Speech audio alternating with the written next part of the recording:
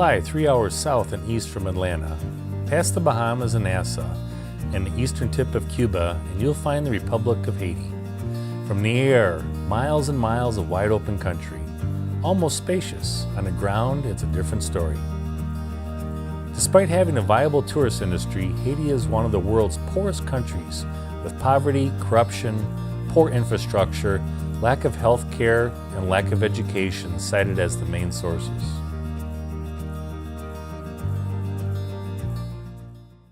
So Living Hope Ministries is it's a mission down in Haiti. It's about 12 miles west of Port-au-Prince, which is the capital of Haiti. And it's in a 3-acre parcel of land there, and it's surrounded by a concrete wall. We started this mission I did in '94 because God moved me out of my comfort zone from another ministry and told me to start Living Hope Ministries in a vision He'd given me. And we started from scratch with His provisions. Living Hope Ministries is a ministry where we would like to train up the children of Haiti and the youth to change the nation of Haiti, to give them a vision for their nation, to give them the resources and education to spiritually as well as socially and educationally change this nation. We serve 580 children every day. The life of the Haitian is not easy. You can see inside, you see it's very light because we have trees, we have all. But outside, they don't have nothing.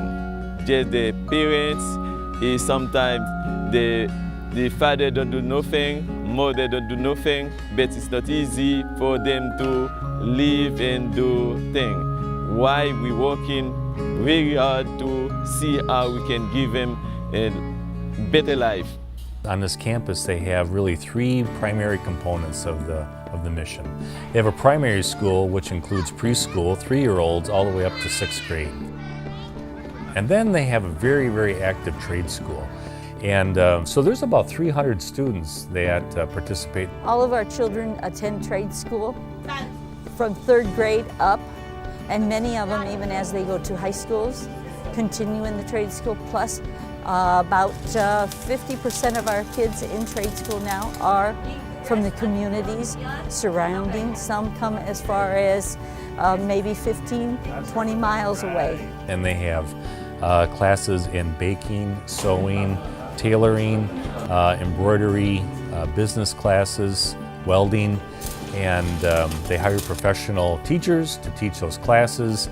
And they start students as young as 3rd grade. They're encouraged to take these trade school classes, but they also have adults that come from the community to learn trades there so that they can become more employable. They have the primary school, the trade schools, and the church. It's a very dynamic church. About 80% of the worshipers are the kids who go to school there, and their parents that also come to church. Pastor Andres is a very dynamic preacher there, and and the singing and praising is just super joyful there, and it's really a well-rounded, well-balanced mission there. One thing that Living Hope does that's truly amazing is that they're able to do all of this activity and this educating of the people of both the primary school and the trade schools on a very modest budget.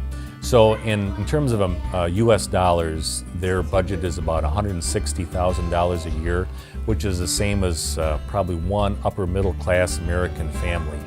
And with that money, they're able to have a primary school of over 580 students, a trade school of over 300 students, and a church, and that includes all their supplies. They supply all their school equipment, the books, a hot meal a day, which may be the only hot meal a day that these kids might get. And they employ over 50 faculty and staff, which really helps the local economy, the local community. There's construction programs every year, rebuilding after the earthquake that happened in 2010. They've been busy doing that, making sure all the buildings are now earthquake-proof. And they've also been expanding because of the physical size and number of students that they're supporting there. They just have to build more classrooms, and so they always have a building project underway. So part of that budget goes to creating and the buildings.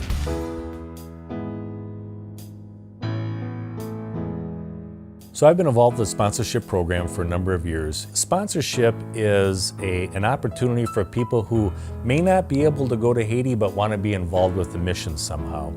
And it's a way for them to personally connect with one of the students or more. There's some of our sponsors that have more than one, and we currently have over 200 students that are sponsored. So because we have multiple sponsors in some families, so there's about 170 families in the United States that sponsor the kids.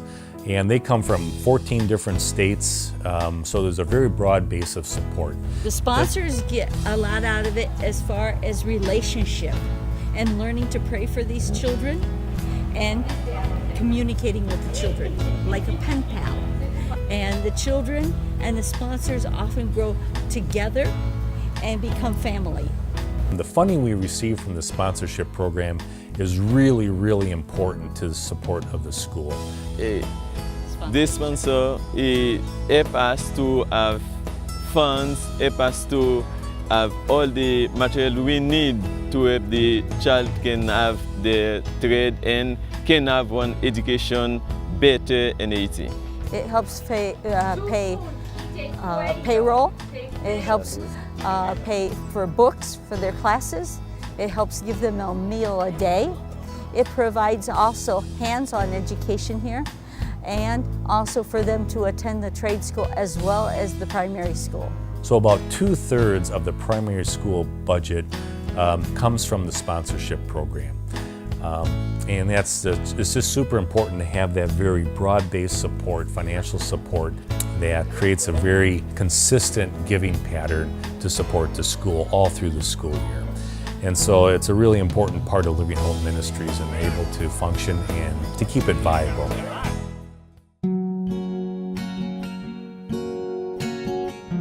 The kids love it, and when they have a day off or a vacation time, they miss it, and they all want to come back in here.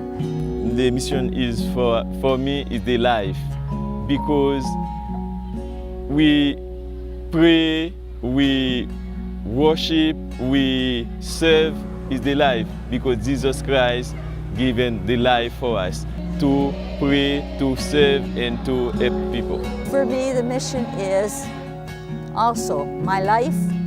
It's my hope and my dream.